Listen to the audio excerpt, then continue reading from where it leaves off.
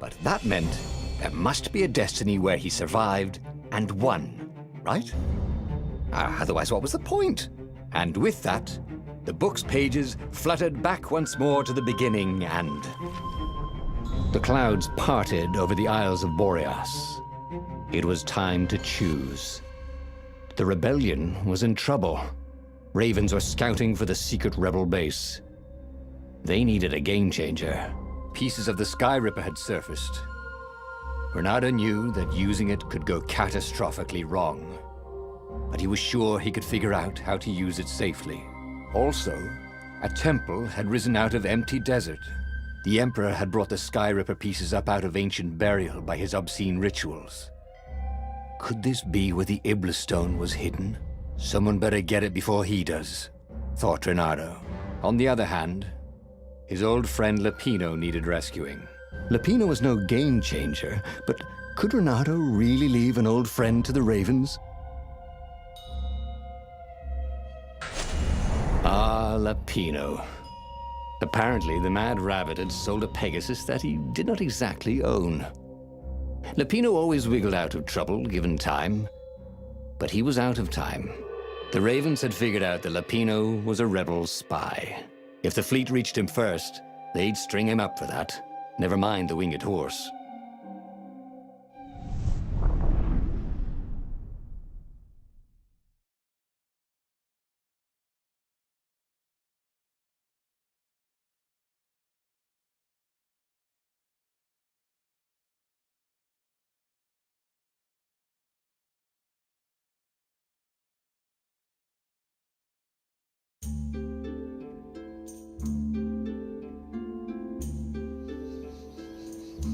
Lapino had apparently managed to confuse the judge by arguing that he hadn't actually stolen a winged horse. He'd only sold it. But wait, where was the prison? The village was empty. Had everybody fled the Ravens?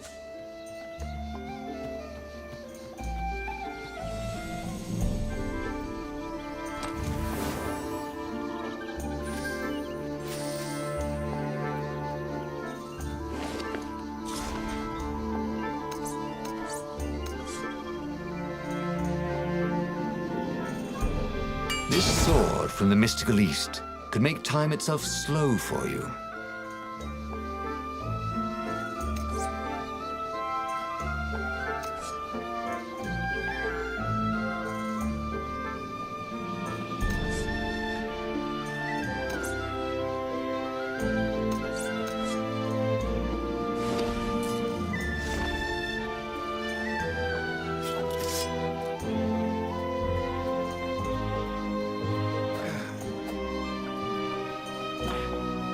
Truth was, Bernardo really liked the sound his sword made in the air.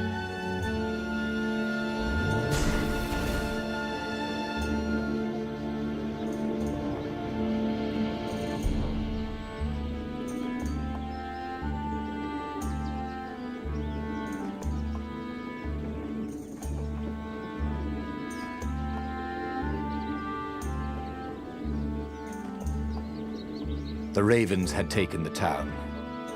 Renato had seen villages emptied like this, all the people taken away to be sacrificed in the Emperor's secret rituals.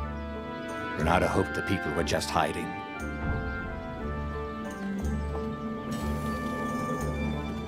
Think of all the artisans he was creating employment for. Truly, he was a job creator.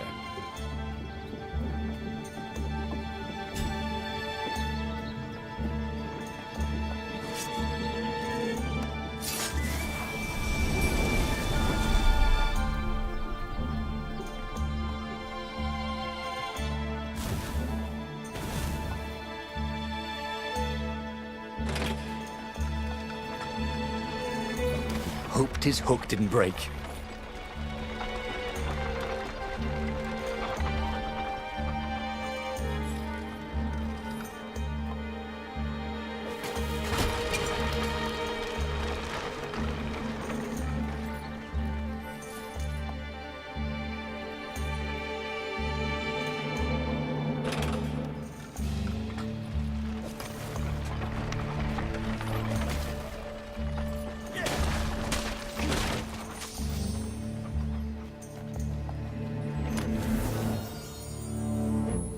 Renato had once invested in a jewel store, but it lost money because someone kept robbing it. Twist, it was him.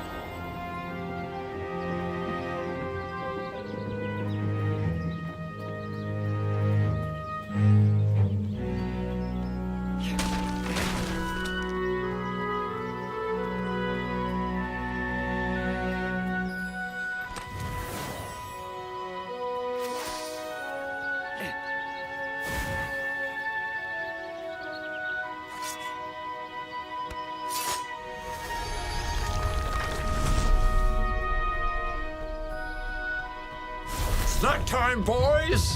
Caught the lead, Raven.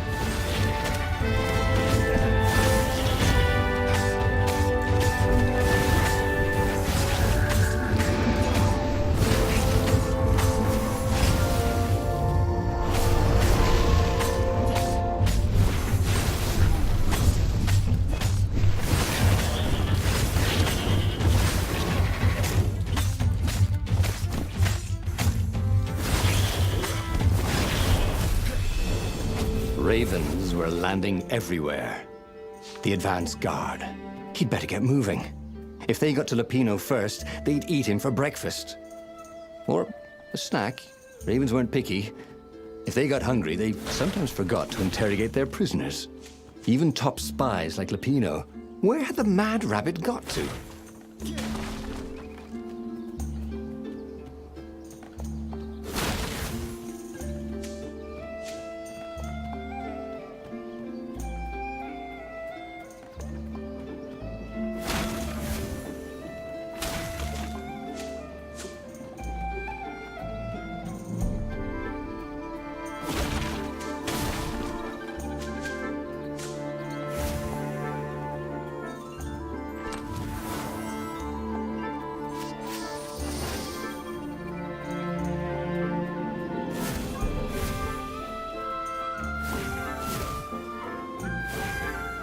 And this is why heroes are called dashing, Renato thought. See? Dashing? Get it?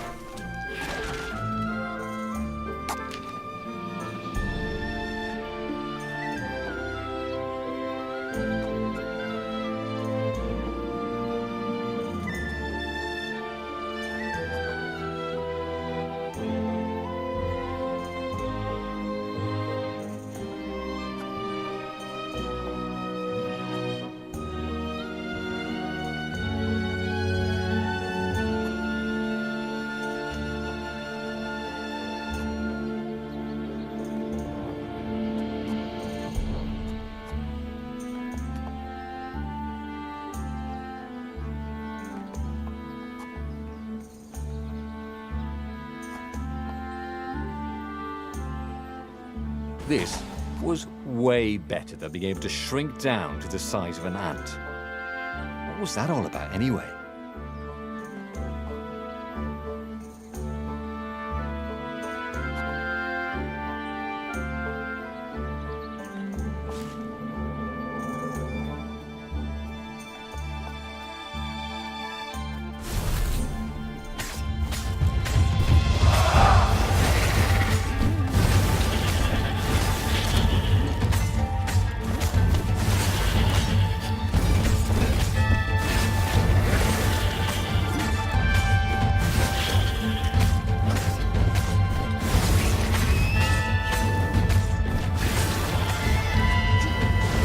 That is how we do it, said Renato to himself.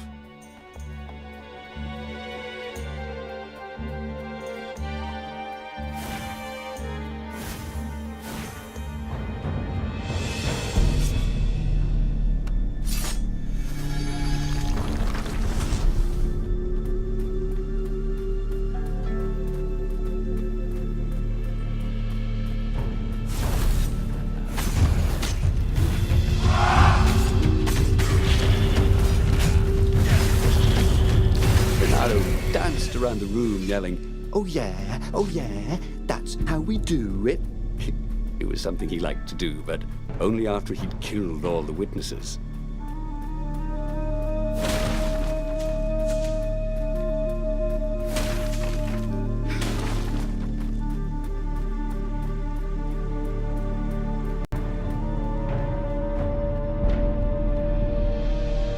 Dirty and bloody, Renato finally reached Lapino. The rabbit was practicing his shuffle. Renato recognized the cards. It was Lapino's favorite deck. Oh, I thought you were in danger. I am. The ravens are coming. Oh, the prison thing. Right, yeah, we see this guard owed me 53 ducats, so we made a deal. They're very reasonable people, actually, for weasels. Now, I got a brilliant plan to kidnap Zenobia. We capture Zenobia, we find out what she knows, and that's the whole war right there. Easy peasy, lemon squeezy. Capture the Emperor's greatest general, who happened to also be a deadly sorcerer, and, oh, his only daughter? That would be worth it. And it would be nice to see her. He'd always had a soft spot for her. And he felt sure she had one for him. On the other hand, he could still get to the core of the Sky Ripper, even if he couldn't get the whole thing. It must have great power.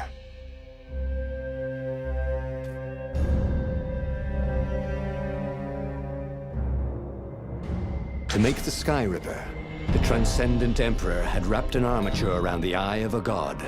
Bernardo had already let that armature slip away to save Lapino's life.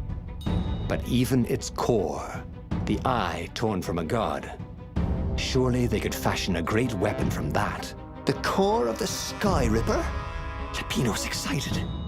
That's an actual thing that we could just go and get. You've been busy. He sure had. Renato told him all the things he'd been up to. Soon they got to talking about old times, about wages they'd won and lost, and scrapes they'd barely got out of. It was good to be back with his friend. True, the core was capable of terrible, uncontrollable destruction. But this time, he was sure it would work great.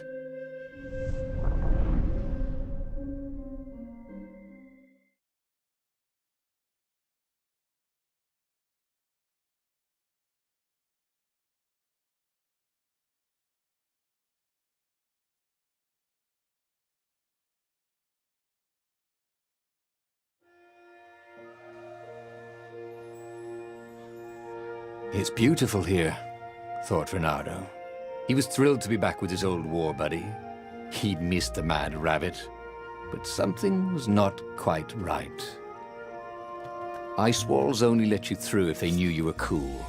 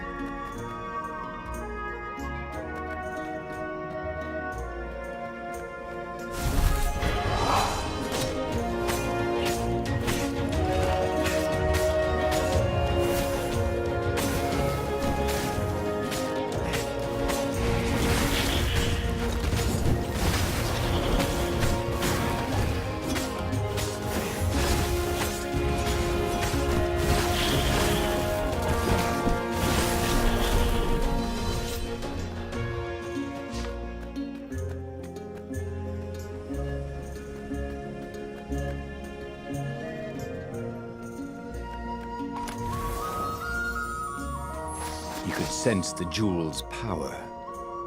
He had a feeling they were going to be great friends.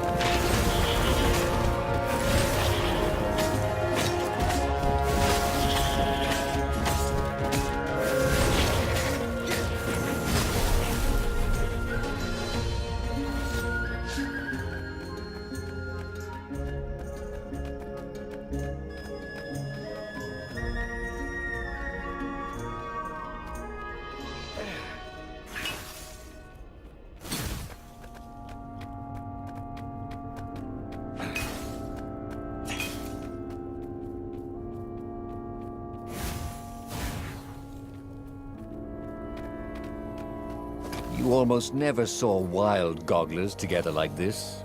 The toads had to train them not to peck each other to death. So these had to be imperial gogglers.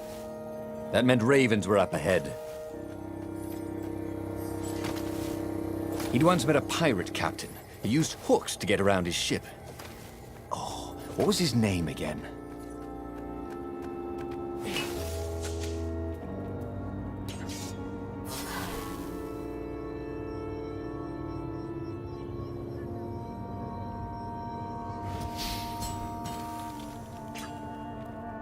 Renato felt wrong all over. He could feel an almost palpable sickness in the air. And if the land could have tumors, they would look like these monstrous crystals. The forest was quieter than it had been. There were insects, but few birds, if you didn't count the ravens. Renato smelled sick animals and dying ones, but no healthy ones.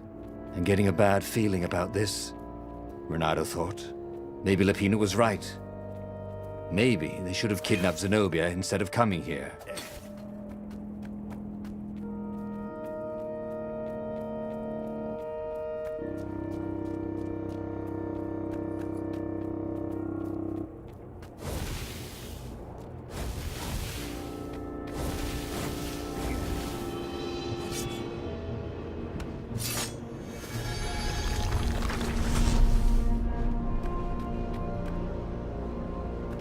Of course there was a puzzle.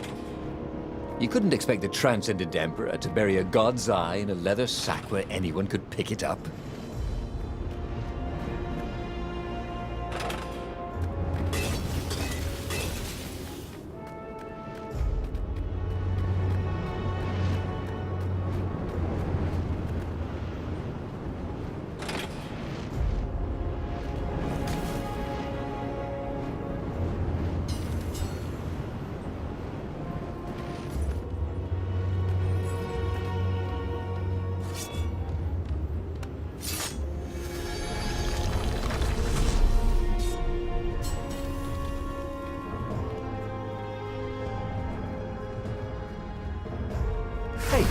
Is that a word for a lot of ravens?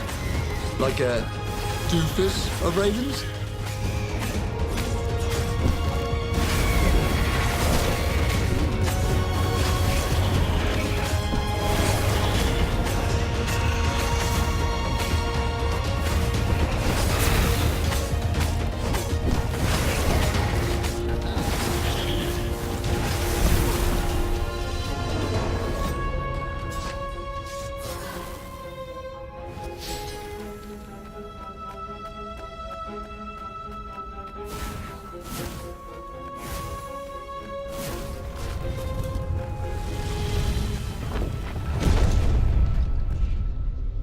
As he held the radiant icosahedron, Renato felt queasy, like dozens of tiny worms were nibbling his insides.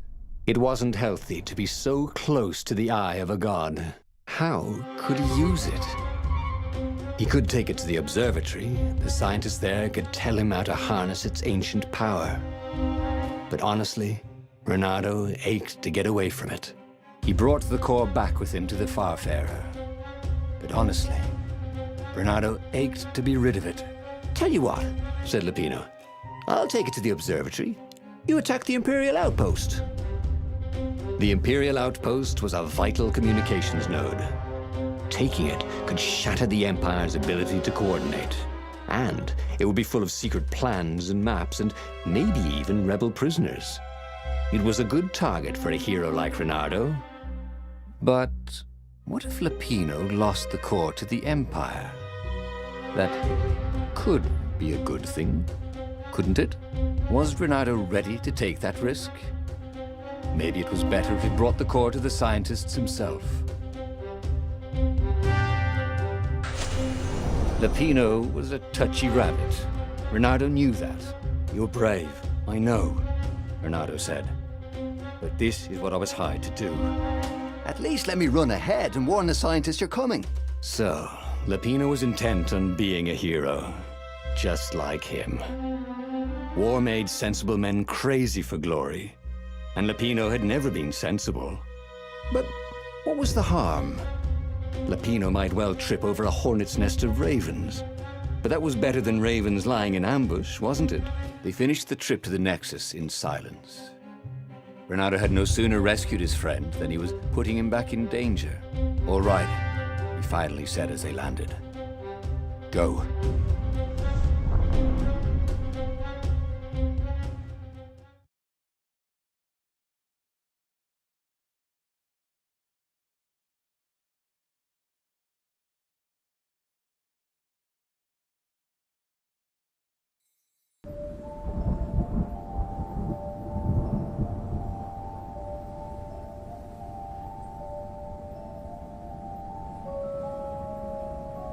As Renato watched Lapino vanish on the horizon, he could feel nausea building in him. He felt ill. Could his knees really be aching this much? But how could he have handed the core off to Lapino? That was a recipe for disaster. This was much easier than free climbing.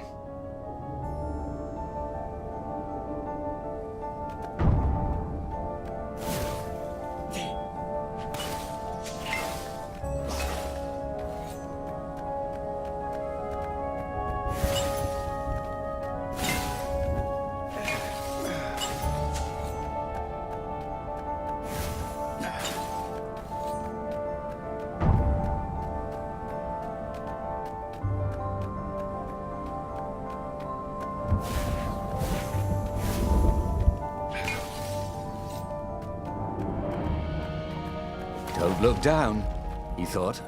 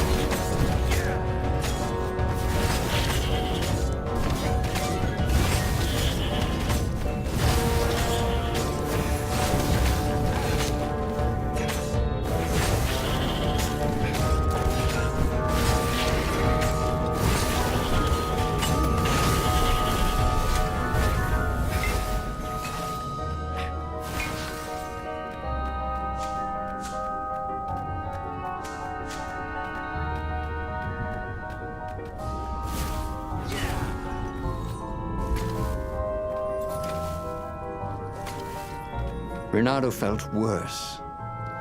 All his joints were aching now. He'd been through beatings that felt better than this. So the core had a kind of poison that could harm you without even touching you. That's new. Well, it had power. The rebellion needed something with power. And how was this any worse than a sword wound? Well, a death by sword was sudden and fair. This was just squalid. A piecemeal death, like old age.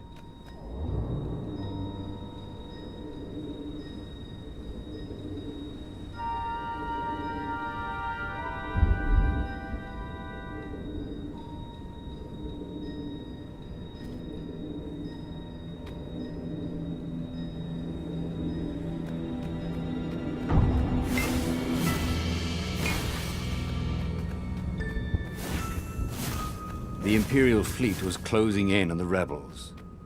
And what had Renato accomplished?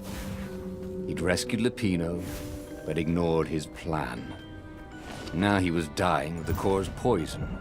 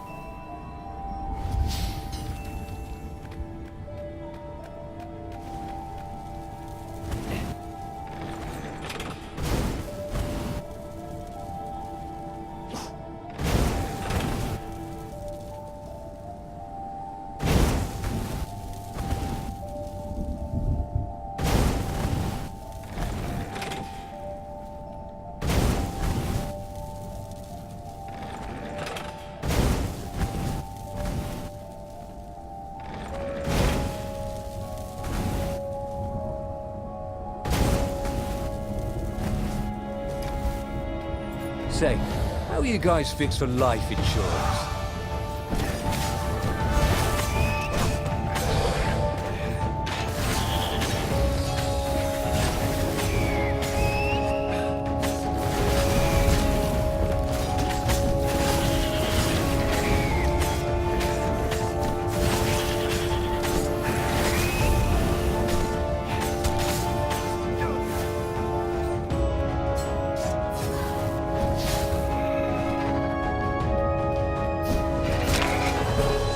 Everything hurt. And then it didn't.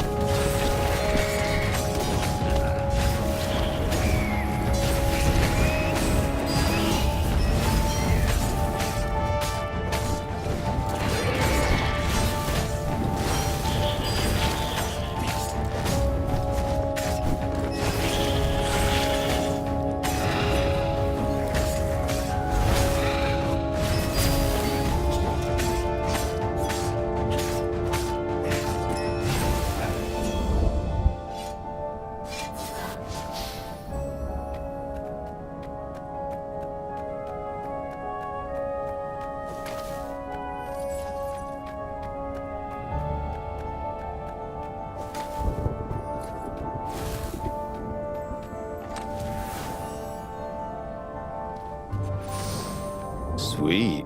You could use this material to craft a spork. Or a sword.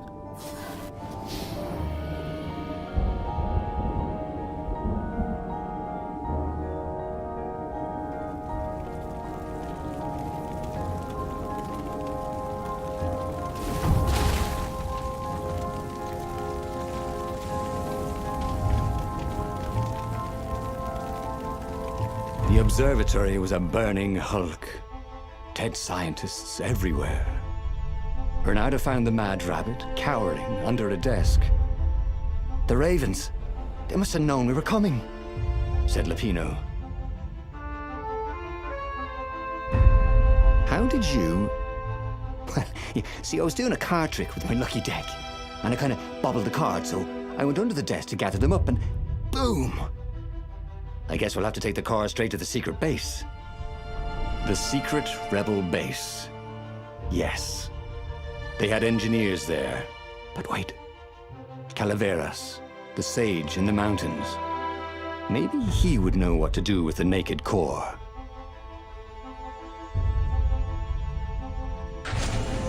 The core was killing him. He needed help. The sage, Calaveras, had given him the maps to find the armature and the core. If anyone knew the true name of the Transcendent Emperor, if anyone knew how to assemble the Sky Ripper, Calaveras did. If anyone could heal Reynardo and render the core safe, at least to its bearer, surely it was he.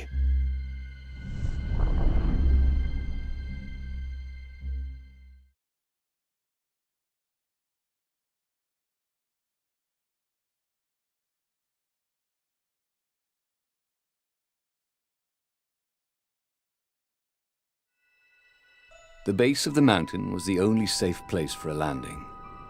He would have to continue on foot, muscles aching.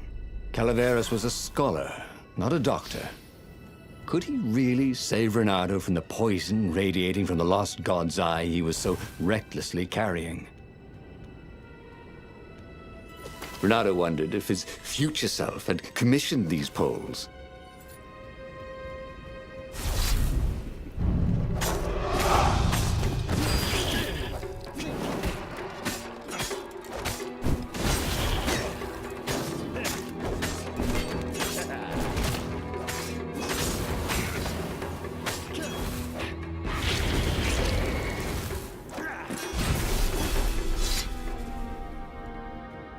This was not a fun way to die. Even if he survived. No one would write ballads about the fox whose knees ached forever, would they? Not unless he paid for it. And he hated paying for publicity.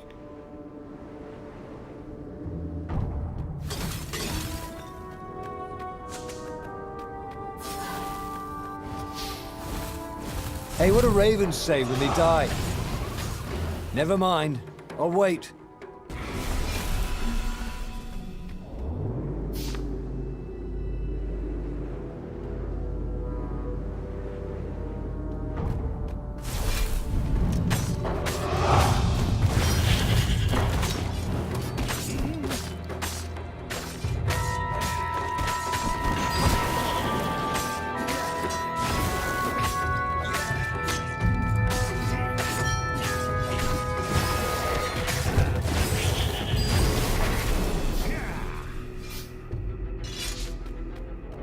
It was chilling walking through the living mountains.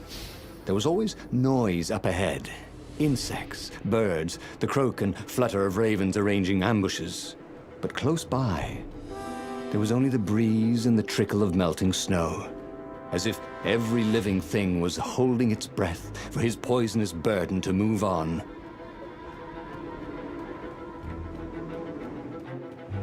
Renado's paws were getting numb. Calaveras really didn't want company, did he?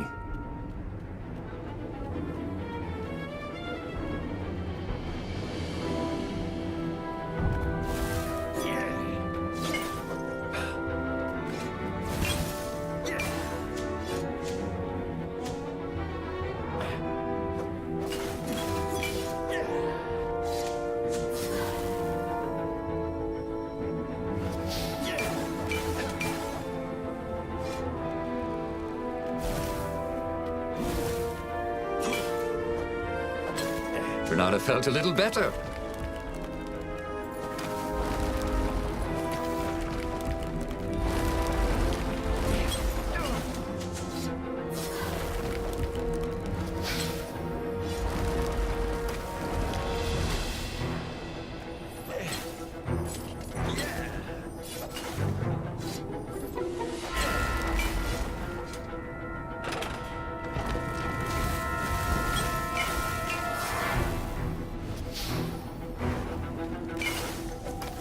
Renado wasn't sure he should have rescued Lapino. He could have had the Sky Ripper. Now all he had was the core, and it was killing him.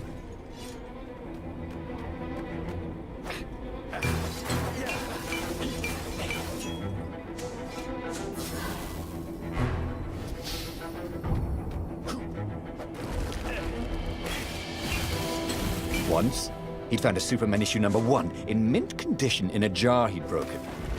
He planned to keep breaking things until he had the whole series.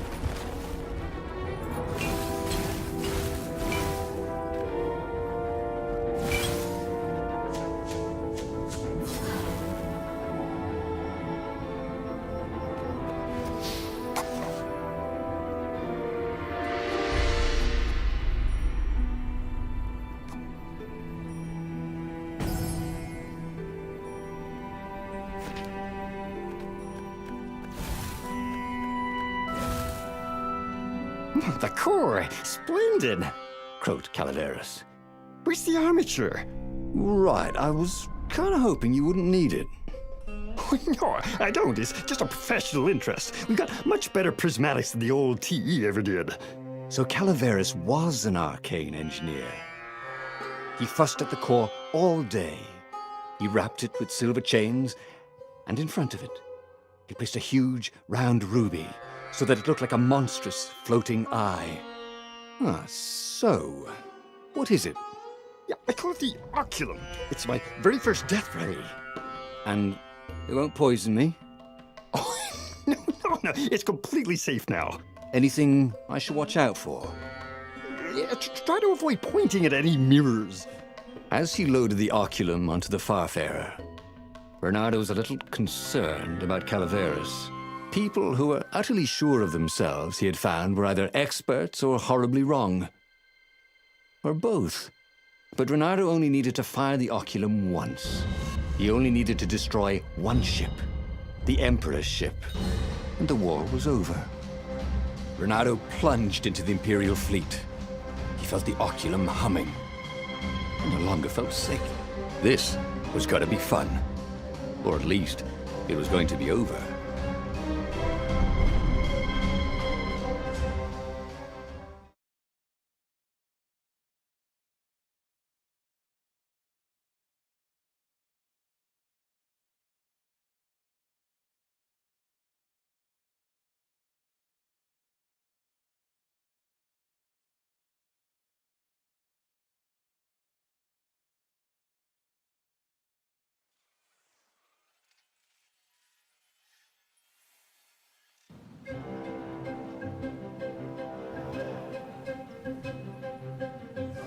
Renato resisted the temptation to fire the oculum until the time came.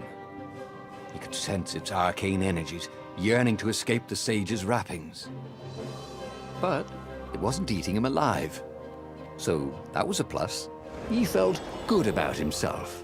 He'd saved a friend, he'd helped the rebels, he'd relied on himself, but he'd listened to others. He felt like the right sort of hero. Wise, yet decisive. Calaveras had been so sure it would work. Maybe he could fire it just a few times. No harm in that, right? Well, only when he absolutely needed to. Renato had a feeling that was the back door to something. But what?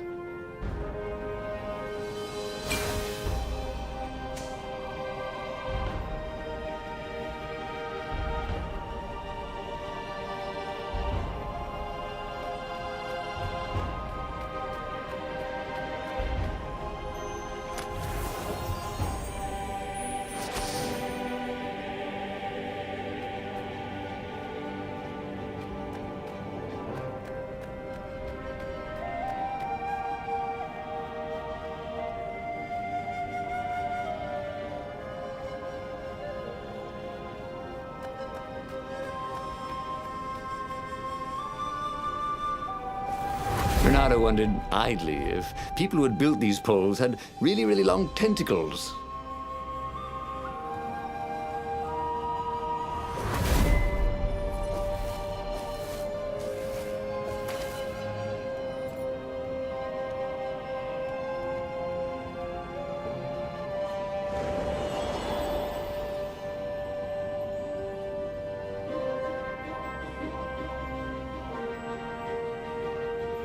Renato's arm was getting tired. The core was no longer eating at him, but he still felt weak. His stamina was shot. But he had the oculum. When the ravens swarmed him, it would sometimes fire its death ray. It seemed to be warming up too, firing more and more often. Maybe he should let it cool off. Yeah, he decided to stop using it entirely.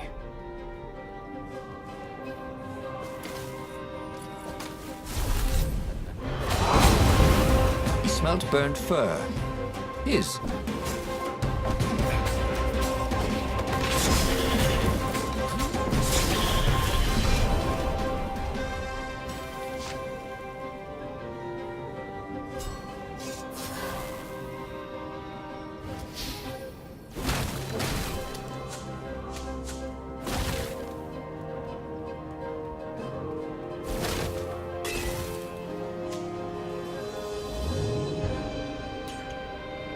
Oh, this really didn't have much in the way of safety features, did it?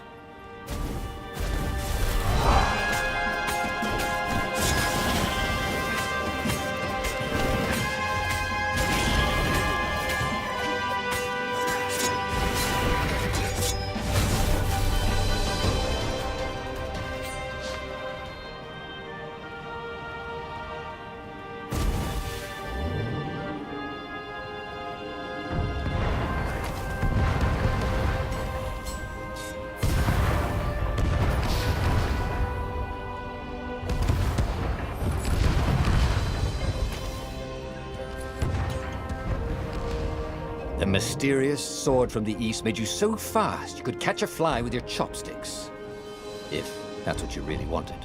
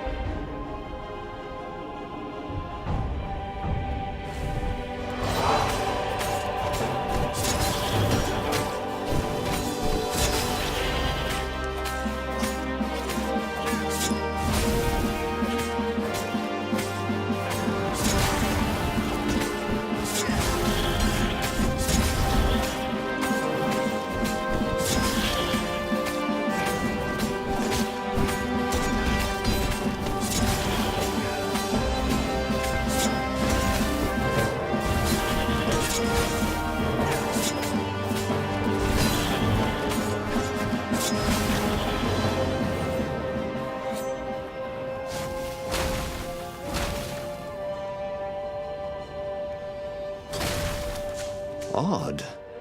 The oculum was still hot to the touch. He almost thought it was getting even hotter. Well, that was ridiculous, of course. Anyway, he'd only to fire it one more time, and then he could chuck the whole contraption into the abyss, and the Emperor's ship was now in range. Bernardo squinted. He could make out the line of ravens protecting the ship. Zenobia in front, conjuring. And on the deck, yes, that was His Imperial Majesty, pacing in his golden armor. Bernardo lined up his shot and fired. Caught in the beam, the ship burst into flames. The ravens and Zenobia exploded. The Emperor, too, exploded. Bernardo waited for the beam to stop, but it only got brighter, and the oculum hotter. Frantic, Bernardo pulled the oculum towards the abyss. The ruby burst into flames. The shiny metal casing glowed, then melted. That was good. Now the core could cool off, right? Bernardo ran. The blast incinerated him instantly, along with both fleets. The shockwave could be felt across all Erda. That winter, with neither empire nor rebels to rule them, the islands slid into banditry. And so began the Second Age of Darkness. And just like that, he was alive again, and back on the Farfarer, still fleeing burning Ubar. The book was still open before him. So, the book was a portal. It took you to the future, when your destinies would branch. He had failed and died 3 times, and he hadn't learned anything new this time. He'd done the same thing twice, yet expected a different outcome.